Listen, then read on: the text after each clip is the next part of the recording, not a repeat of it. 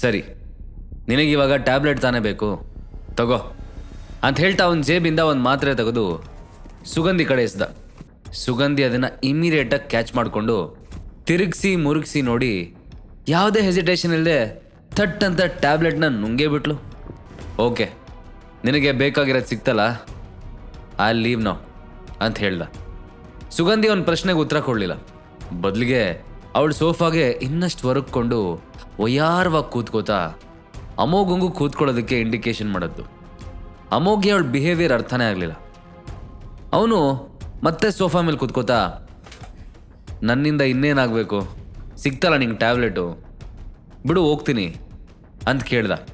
ಅದಕ್ಕೆ ಸುಗಂಧಿ ಡೈರೆಕ್ಟಾಗಿ, ನನಗೆ ನಿನ್ನಿಂದ ಇನ್ನೊಂದು ಹೆಲ್ಪ್ ಆಗಬೇಕಮ್ಮ ಅಂತ ಕೇಳಿದ್ಲು. ಏನದು ಅಂತ ಕೇಳ್ದ. ಸುಗಂಧಿ, ನೀನು ನನಗೆ ಹರ್ಬಲ್ ಮೆಡಿಸಿನ್ ರಿಫೈನ್ ಮಾಡೋದು ಹೇಗೆ ಅಂತ ಹೇಳ್ಕೊಡ್ಬೇಕು ಅಂತಂದು. ಅದನ್ನು ಕೇಳಿ ಅಮೋಘ್ಗೆ ಇವಾಗ ನಗಬೇಕೋ ಅಳಬೇಕೋ ಗೊತ್ತಾಗದೆ, ವಾಟ್, ನಾನು ನಿಂಗೆ ಹರ್ಬಲ್ ಮೆಡಿಸಿನ್ ಮಾಡೋದು ಹೇಳ್ಕೊಡ್ಬೇಕಾ ಅಂತ ನಗ್ತಾನೆ ಕೇಳ್ದ.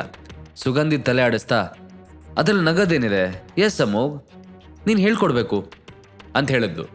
ಅಮೋಘ್ ಅದಕ್ಕೆ ಅವಳಿಗೆ ಅರ್ಥ ಮಾಡ್ಸೋದಕ್ಕೆ ಟ್ರೈ ಮಾಡ್ತಾ, ಬಟ್ ಸುಗಂಧಿ, ನಾನು ಹೇಗೆ ನಿನಗೆ ಹೇಳ್ಕೊಡ್ಲಿ, ನಾನು ಇನ್ನೊಬ್ಬರಿಗೆ ಹರ್ಬಲ್ ಮೆಡಿಸಿನ್ ಟೀಚ್ ಮಾಡೋಷ್ಟು ಕಲ್ತಿಲ್ಲ, ಇನ್ನೂ ನಾವಿಸ್ ಸ್ಟೇಜಲ್ಲಿ ಇದ್ದೀನಿ. That's not an easy job, ಅದಕ್ಕೆಲ್ಲ ತುಂಬ ಎಫರ್ಟ್ ಬೇಕಾಗುತ್ತೆ.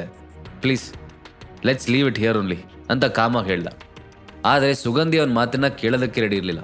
ಅವಳು, ನೋ ಅಮೋಘ್, ನನಗಿದನ್ನು ಕಲೀಲೇಬೇಕು, ಹೇಳು ನಿನಗಿದ್ರ ಬದಲಿಗೆ ಏನು ಬೇಕು, just tell it, name whatever you want, ನೀನು ಏನು ಬೇಕಿದ್ರು ಮಾಡೋದಕ್ಕೆ ನಾನು ರೆಡಿ ಇದ್ದೀನಿ.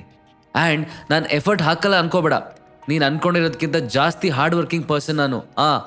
ಬಟ್ ಅಟ್ ಎನಿ ಕಾಸ್ಟ್ ನನಗೆ ಟ್ಯಾಬ್ಲೆಟ್ಸ್ ಪ್ರಿಪೇರ್ ಮಾಡೋದನ್ನು ಕಲಿಬೇಕು ಅಷ್ಟೇ ಅಂತ ಹಠ ಹಿಡಿದ್ಲು. ಅಮ್ಮೋಗ್ ಏನೋ ಯೋಚನೆ ಮಾಡಿ, ಬೇಡ ಅನ್ನೋ ಮನಸ್ಸಿಂದಾನೆ, ನನಗೆ ಸ್ವಲ್ಪ ಟೈಮ್ ಬೇಕು ಸುಗಂಧಿ, ಇದ್ರ ಬಗ್ಗೆ ಯೋಚನೆ ಮಾಡಬೇಕು, ಸಡನ್ನಾಗಿ ನೀನು ಹೇಳ್ಕೊಡು ಅಂದರೆ ಅಷ್ಟು ಈಸಿಯಾಗಿ ಆಗಲ್ಲ, ಗಿವ್ ಮಿ ಸಮ್ ಟೈಮ್ ಅಂತ ಕೇಳ್ಕೊಂಡ.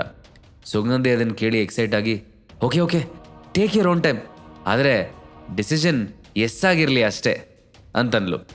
ಸುಗಂಧಿ ಎಕ್ಸೈಟ್ಮೆಂಟ್ ನೋಡಿದ್ದ ಅಮೋಘ್ ಟೆನ್ಷನ್ ಮಾಡ್ಕೋತಾ, ಸರಿ ಹಂಗಾದ್ರೆ ನಾನು ಇಲ್ಲಿಂದ ಹೊರಡ್ತೀನಿ ಅಂತ ಹೇಳ್ದ. ಸುಗಂಧಿ ಅದಕ್ಕೆ ಮತ್ತೆ ಸ್ಮೈಲ್ ಮಾಡ್ತಾ, ಅಫ್ ಕೋರ್ಸ್ ಯು ಕ್ಯಾನ್, ಆದಷ್ಟು ಬೇಗ ನಿನ್ನ ಆನ್ಸರ್ ಹೇಳು, ನಾನು ನಿನ್ನ ಕಾಲ್ಗೋಸ್ಕರ ವೇಟ್ ಮಾಡ್ತಿರ್ತೀನಿ ಅಂತ ಹೇಳಿ ತನ್ನ ಕಾರ್ಡನ್ನು ಅವನಿಗೆ ಕೊಟ್ಲು. ಅಮೋಘ್ ಸುಗಂಧಿ ಎಸ್ಟೇಟಿಂದ ಹೊರಗೆ ಬಂದಿದ್ದ ತಕ್ಷಣ ಮನೆ ಕಡೆ ನಡ್ಕೊಂಡೇ ಹೊರಟ. ಅವನಿಗೆ ಯಾರೋ ತನ್ನನ್ನು ಫಾಲೋ ಮಾಡ್ತಿರೋಂಗೆ ಫೀಲ್ ಆಯಿತು. ಅವನು ಹಾಗೆ ಹೆಜ್ಜೆ ಹಾಕ್ತಾ ಇದ್ದಕ್ಕಿದ್ದ ಹಾಗೆ ಡಿಸಪಿಯರೇ ಆಗೋದ. ಅಮೋಘನ್ನ ಫಾಲೋ ಮಾಡ್ತಿದ್ದ ವ್ಯಕ್ತಿ ಅಲ್ಲೇ ನಿಂತ್ಕೊಂಡು ಸುತ್ತಮುತ್ತ ನೋಡ್ತಾ ಅಂಗೈಗೆ ಮುಷ್ಟಿಯಲ್ಲಿ ಹೊಡ್ಕೋತಾ, ಇಷ್ಟೊತ್ತವರೆಗೂ ಇಲ್ಲೇ ನಡ್ಕೊಂಡು ಬರ್ತಾ ಇದ್ನಲ್ಲಪ್ಪ, ಇದ್ದಕ್ಕಿದ್ದಂಗೆ ಯಾವ ಕಡೆ ಮಾಯ ಆಗ್ಬಿಟ್ಟ ಅಂತ ತನ್ನಷ್ಟಕ್ಕೆ ತಾನೇ ಹೇಳ್ಕೊಂಡ. ಅಷ್ಟರಲ್ಲಿ ಅಮೋಘ್ ಅವನ ಹಿಂದಿಂದ ಬಂದು, ನನ್ನನ್ನು ಮೀಟ್ ಮಾಡ್ಬೇಕಂದ್ರೆ ಡೈರೆಕ್ಟಾಗಿ ಮುಂದೆ ಬಂದು ಮಾತಾಡು, ಅದನ್ನು ಬಿಟ್ಟು ಈ ಥರ ಫಾಲೋ ಮಾಡೋದು ನಂಗೆ ಸ್ವಲ್ಪನೂ ಇಷ್ಟ ಆಗಲ್ಲ ಅಂದ. ಅಮೋಘ್ ಮಾತು ಕೇಳಿ ಆ ವ್ಯಕ್ತಿ ಸಟ್ಯಾಕ್ ಅಂತ ಹಿಂಗೆ ತಿರುಗಿ ನೋಡ್ದ. ನೋಡೋದಕ್ಕೆ ತುಂಬ ನಾರ್ಮಲ್ ಆಗಿ ಕಾಣ್ತಿದ್ದ. ಆದರೆ ಅಮೋಘ್ ಅವನು ನೋಡಿದಾಗ ಯಾಕೋ ಸಿಕ್ಕಾಪಟ್ಟೆ ನೆಗೆಟಿವ್ ವೈಬ್ಸ್ ಬಂದಂಗಾಯ್ತು.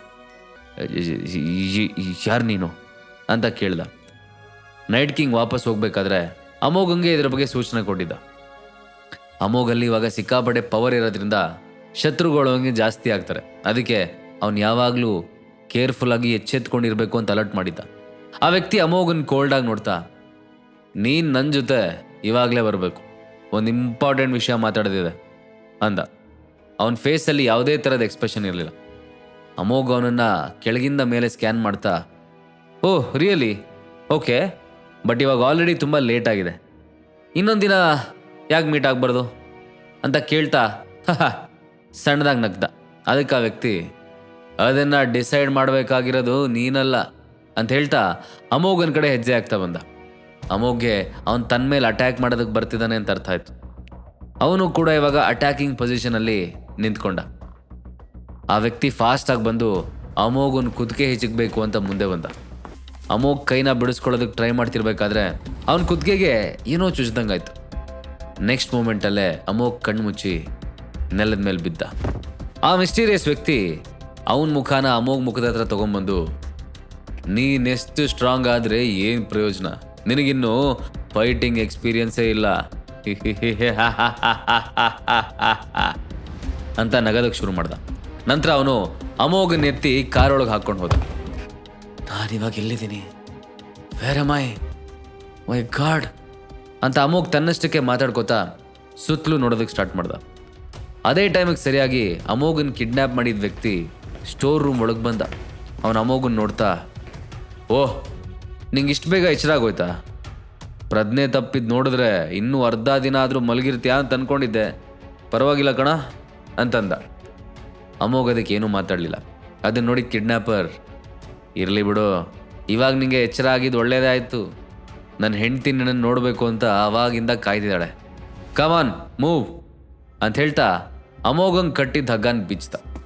ಅಮೋಘ್ ಅವನ ಮಾತು ಕೇಳಿ ಕೇರ್ಫುಲ್ಲಾಗಿ, ಯಾರು ನೀನು, ನನ್ನನ್ನು ಯಾಕೆ ಕಿಲ್ಲಿ ಕರ್ಕೊಂಬಂದಿದ್ಯಾ? ಅದೆಲ್ಲ ಓಕೆ, ನಿನ್ನ ಹೆಂಡ್ತಿ ನನ್ನನ್ನು ಯಾಕೆ ನೋಡಬೇಕು ಅಂತ ಕೇಳ್ದ. ಅದಕ್ಕೆ ಆ ಕಿಡ್ನ್ಯಾಪರ್, ಇನ್ನೊಂದು ಸ್ವಲ್ಪ ಹೊತ್ತಲ್ಲಿ ನಿನಗೆ ಎಲ್ಲ ಅರ್ಥ ಆಗುತ್ತೆ, ಬಾ ಅಂತ ಹೇಳ್ತಾ ಅಮೋಘನ್ ಕರ್ಕೊಂಡು ಹೋದ.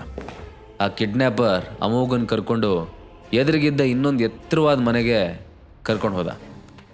ಅಮೋಘ್ ಅಲ್ಲಿಂದ ಒಂದು ರೂಮ್ ಒಳಗೆ ಹೋದ. ಅಲ್ಲಿ ಒಬ್ಳು ಲೇಡಿ ಒಂದು ದೊಡ್ಡ ಚೇರ್ ಮೇಲೆ ಕೂತ್ಕೊಂಡಿರೋದು ಕಾಣಿಸ್ತು.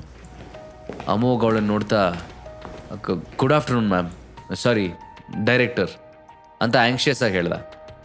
ಅಮೋಘ್ ಅಂದರೆ ನೀನೇನಾ ಅಂತ ಕೇಳಿದ್ಲು. ಅಮೋಘ್ ಅದಕ್ಕೆ ರೆಸ್ಪೆಕ್ಟ್ಫುಲ್ ಆಗಿ, ಎಸ್ ನಾನೇ ಅಮೋಘ್ ಅಂತ ಹೇಳ್ದ. ಅದಕ್ಕೆ ಆ ಲೇಡಿ, ನಾನು ನಿನ್ನನ್ನು ಇಲ್ಲಿಗೆ ಯಾಕೆ ಇನ್ವೈಟ್ ಮಾಡಿದೆ ಅಂತ ನಿನಗೆ ಗೊತ್ತಾ ಅಂತ ಕೇಳಿದ್ಲು. ನಿಜ ಹೇಳಬೇಕಂದ್ರೆ ನನಗೇನು ಐಡಿಯಾ ಇಲ್ಲ ಅಂತ ಅಮೋಘ್ ಸಿನ್ಸಿಯರಾಗಿ ಆನ್ಸರ್ ಮಾಡ್ದ. ನೀನು ಅಷ್ಟೊಂದು ಭಯ ಪಡೋ ಅವಶ್ಯಕತೆ ಇಲ್ಲ ಅಮೋಘ್. ಆ್ಯಕ್ಚುಲಿ ನಾನು ನಿನ್ನನ್ನು ಒಂದು ವಿಷಯ ಕೇಳೋದಕ್ಕೋಸ್ಕರ ಇಲ್ಲಿವರೆಗೂ ಕರೆಸ್ಬೇಕಾಯ್ತು. ತುಂಬ ಇಂಪಾರ್ಟೆಂಟ್ ವಿಷಯ ಅನ್ಕೋ ಅಂತ ಹೇಳಿದ್ಲು. ನಂತರ ಅವಳು ತನ್ನ ಮಾತನ್ನು ಕಂಟಿನ್ಯೂ ಮಾಡ್ತಾ, ನೀನು ರೀಸೆಂಟಾಗಿ ಏನಾದರೂ ಪಿರಮಿಡಿಂದ ಒಂದಷ್ಟು ಹುಡುಗಿರನ್ನ ಸೇವ್ ಮಾಡಿದ್ಯಾ ಅಂತ ಕೇಳಿದ್ಲು. ಅಮೋಘ್ ಅದನ್ನು ಕೇಳಿ ಶಾಕ್ ಆದ. ಅವನಿಗೆ ಜಗ್ಗು ಜೊತೆ ಬಾರಲ್ಲಿ ಮಾತಾಡ್ತಿರ್ಬೇಕಾದ್ರೆ ಸ್ವಲ್ಪ ಹುಡುಗಿರನ್ನ ಸೇವ್ ಮಾಡಿದ್ದು ನೆನಪಿತ್ತು. ಆದರೆ ಅವರೆಲ್ಲ ಯಾವುದಕ್ಕೆ ಸೇರಿದವರು, ಯಾವ ಗ್ರೂಪ್ ಅವರು ಅಂತ ಅಮೋಘು ಗೊತ್ತಿರಲಿಲ್ಲ. ಮೇನ್ಲಿ ಅಲಯನ್ಸ್ ಯಾಕೆ ಯಾವುದೋ ಒಂದಷ್ಟು ಹುಡುಗಿರ ಬಗ್ಗೆ ಇಂಟ್ರೆಸ್ಟ್ ತೋರಿಸ್ತಿದೆ ಅಂತಲೂ ಅವ್ರಿಗೆ ಅರ್ಥ ಆಗಲಿಲ್ಲ. ಅಮೋಘ್ ಏನೂ ಆನ್ಸರ್ ಮಾಡದೆ ಸುಮ್ಮನೆ ನಿಂತಿರೋದನ್ನ ನೋಡಿ ಆ ಲೇಡಿ ಮತ್ತೆ ತನ್ನ ಮಾತನ್ನು ಕಂಟಿನ್ಯೂ ಮಾಡಿದ್ಲು. ನಿನಗೆ ಆ ಹುಡುಗಿರು ಯಾರು ಅಂತ ನಿಜವಾಗ್ಲೂ ಗೊತ್ತಿರಲಿಲ್ವಾ? ಅವರೆಲ್ಲ ನಮ್ಮ ಅಲಯನ್ಸಿಗೆ ಸೇರಿದವರಾಗಿದ್ರು. ಬಟ್ ನನಗೆ ಒಂದು ಅರ್ಥ ಆಗ್ತಿಲ್ಲ, ನೀನು ಅವರನ್ನು ಹಾಗೆ ಹೋಗೋದಕ್ಕೆ ಬಿಟ್ವೆ ಯಾಕೆ ಅಂತ ಅವಳು ಪ್ಲೇನಾಗಿ ಯಾವುದೇ ಎಕ್ಸ್ಪ್ರೆಷನ್ ಇಲ್ಲದೆ ಕೇಳಿದ್ಲು. ಅಮೋಘ್ ಅದನ್ನು ಕೇಳಿ ಡ್ಯಾಜಲ್ ಆಗೋದ. ಅಮೋಘ್ ಇವಾಗ ತನ್ನ ಬಗ್ಗೆ ನಿಜ ಹೇಳ್ತಾನ ಅಥವಾ ಅಲ್ಲಿಂದ ತಪ್ಪಿಸ್ಕೊಳ್ಳೋದಕ್ಕೆ ಇನ್ನೊಂದೇನಾದರೂ ಪ್ಯಾರಲಲ್ ದಾರಿ ಹುಡುಕ್ತಾನ? ಹಾಗಾದ್ರೆ ಈಗಲೇ ಡೌನ್ಲೋಡ್ ಮಾಡಿ ಪಾಕೆಟ್ FM ಮತ್ತು ಕೇಳಿ ಅರಸು. ಲಿಂಕ್ ಡಿಸ್ಕ್ರಿಪ್ಷನ್ನಲ್ಲಿ ಇದೆ.